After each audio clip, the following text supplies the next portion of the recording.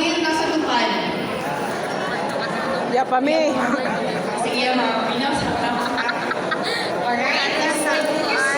So first, tupad or natulong panghanap buhay sa ating disadvantaged workers program. So muna siya, this is a community-based package of assistance that provides safety net through temporary employment. So temporary rin siya for the period of 10 to 90 days, continuous or otherwise, depending on the nature of the work to be performed. So for Surigao del Norte, ang ato lang implement is 10 to 15 days.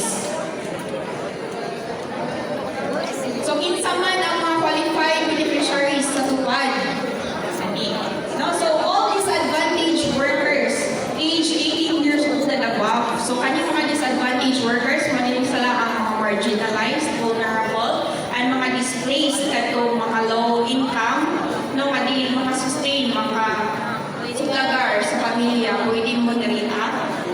And of course, 18 years old and above. So senior citizens pwede. No, they are qualified as beneficiaries provided na sila certification of fit to work.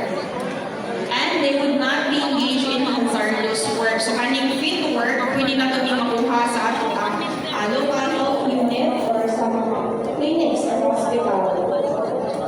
Then only one member of your family shall be eligible to avail the assistance. So in no instance shall they avail more than once in a calendar year, except in cases of natural calamities. So sa isa ka tuig, araw kita pwede maka-avail sa lugar. Except kung na ay mga calamities na mapapatiyong, Ako ba dyan na rin? Alam ko kayo na ito. Yata ka mag-ali mo kayo nagkakuan. Kagawan nila, gigilis ra. Kinsa ang mga hindi qualified ng mga beneficiaries. So, mali sila ang mga government employees regardless